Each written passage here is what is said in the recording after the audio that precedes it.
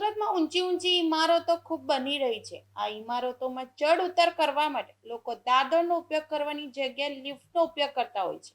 ત્યારે આ લિફ્ટ ખરાબ થઈ જાય ત્યારે લોકોને ભારે હાલાકીનો સામનો કરવો પડતો હોય છે. ત્યારે કાપોદ્રામાં આવેલા એક એપાર્ટમેન્ટની લિફ્ટ ખોટકાતા 7 સભ્યો ફસાઈ ગયા હતા, જેમને દરવાજા તોડીને બહાર કાઢવામાં આવ્યા હતા. કાપોદ્રા વિસ્તારમાં આવેલા કેશવ સૃષ્ટિ એપાર્ટમેન્ટની લિફ્ટમાં પરિવારના 7 સભ્યો ફસાયા હતા. 7 સભ્યોમાં 3 નાના બાળકો પણ હતા. ગ્રાઉન્ડ ફ્લોર અને પહેલા માળ વચ્ચે લિફ્ટ અટકી ગઈ હતી.